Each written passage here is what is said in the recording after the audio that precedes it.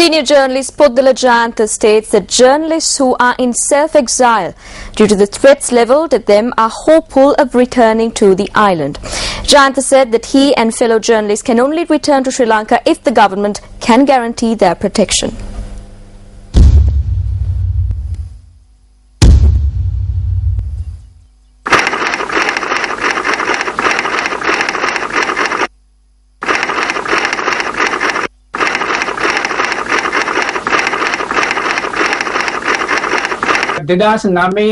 ජුනි පළවෙනිදා සුප්‍රසිද්ධ සුදු වෑන් රථයෙන් කින් මාව පැහැරගෙන ගිහිල්ලා මගේ කකුල් කඩලා අති අමානුෂික වද හිංසාවලට On the 1st of June 2009, I was abducted in an infamous white van. They broke my legs and fingers and assaulted me in an inhumane manner. I was then abandoned on a lonely road. I was treated at the Colombo National Hospital for 29 days. Certain people say that they were the ones who broke my legs and chased me away. I am not prepared to cling onto the stories of fools. I know from where the order of my abduction came. When a statement was recorded from me while I was in bed, I mentioned the name of the person who abducted me. But the Mirihana police did not even submit that in court. Why is that? Can I live without care for my life or security in such a country? I left the country for that reason. Mirihana police විසින් අධිකරණයට ඉදිරිපත් කළේ නැහැ. ඇයි එහෙම රටක මට පුළුවන්ද මගේ ජීවිතයේ ආරක්ෂාව ගැන කිසිම තැකීමක් නැතුව මට ජීවත් වෙන්න මම කටින් පිට වෙලාවේ මෙන්න මේ කාරණා හින්දා මම හිතනවා මිනිස්සෙක් ඝාතනය කරලා දාන එක හොඳයි මිනිහෙක් පැහැර ගැනීමට රත් කළා අති අමානුෂික වද හිංසා පමුණවල I think it is better if a person is killed and abducted. It is better for a man to die than to be tortured inhumanely. When I was abducted, I thought they would kill me any second. I think the fear of death that was created through this infamous white van culture silenced activists who worked against violations. I don't think the fear I felt would ever leave me until my life comes to an end.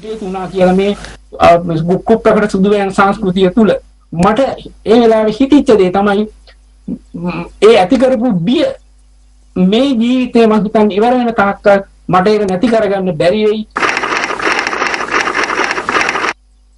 පහුගිය වකවානුවේ ඝාතනය වෙච්ච ධර්මාද්දවේදී ඒ ඝාතනය කිරීම සම්බන්ධව අවම වශයෙන් පරීක්ෂණයක් කිරීමේ උත්සාහයක් තිබුණාද? Were any attempts made to at least conduct an investigation into the killing of journalists that were reported in the recent past? I will state my problem. The case filed in court regarding my abduction has been laid by because the police have not presented evidence.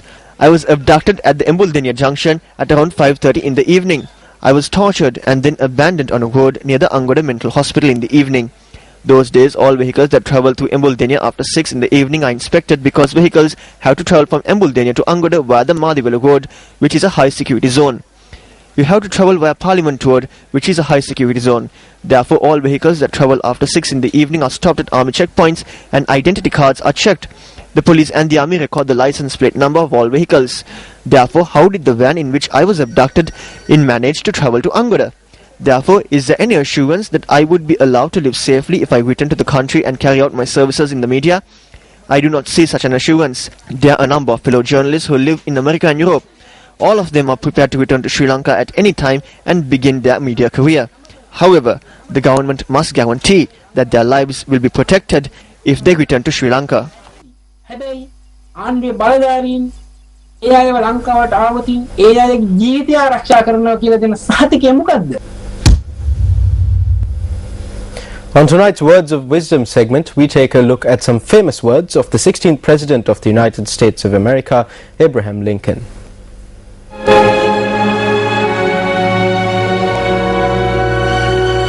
Those who deny freedom to others deserve it not for themselves. Abraham Lincoln, 16th U.S. President.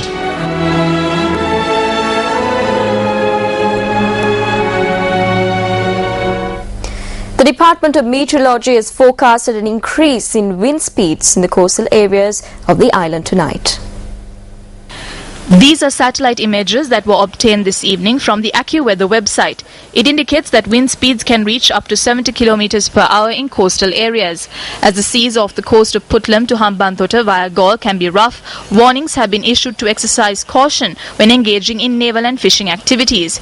Intermittent showers have been forecasted for the western, Sabaragamuwa, central, southern and northwestern provinces. The World Health Organization says that Sri Lanka is among the top 7 countries in the world with the highest rates of domestic violence. My congratulations, it's a girl.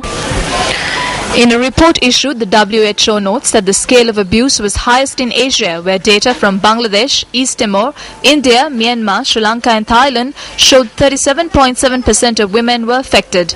The WHO blamed taboos that prevent victims from coming forward, failings in medical and justice systems, and norms that mean men and women may see violence as acceptable.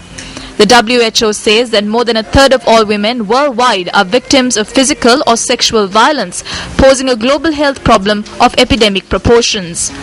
The report further points out that out of all female homicides, 38% of them are committed by the woman's partners, adding that it is a terrible tragedy where women faced a number of problems including broken bones, pregnancy complications, depression and other mental illnesses.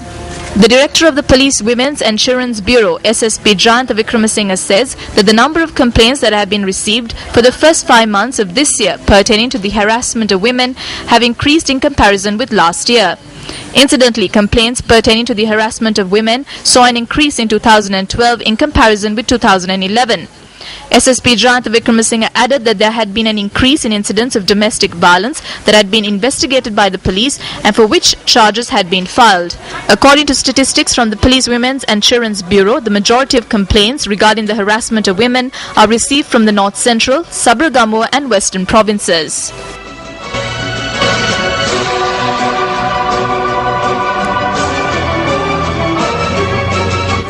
Be a man. Stop the violence against women. Still in local news, Senior Minister and Deputy Minister of Finance and Planning, Dr. Sarath Amunugama, says that he sincerely believes that education in Sri Lanka today is not instilling the notions of service, intercommunal harmony, secularism and commitment in students.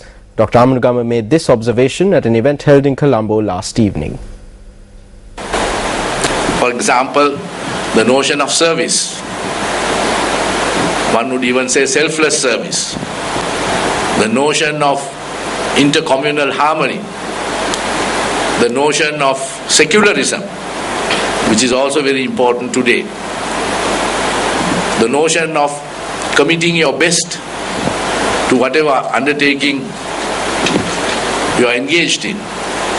I think all of these have a relevance to or a connection to the type of education we were lucky enough to receive. So all of us must,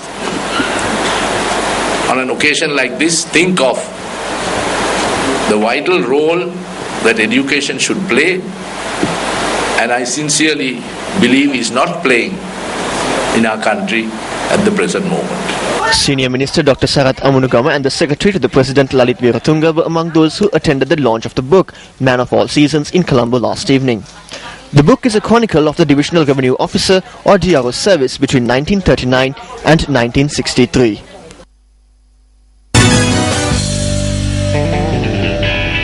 Taking a look at some cricket news, TM Dilshan has been ruled out of Sri Lanka's upcoming Tri-Nation series in the West Indies due to an injury he picked up in yesterday's ICC Champions Trophy semi-final against India. Chairman of the Sri Lanka Cricket Selection Committee, Sanath Jayasuriya, stated that Dilshan's injury weakened the Sri Lankan middle order during the semi-final match against India. However, the skipper of the Sri Lanka cricket team, Angelo Matthews, attributed the team's defeat to the toss.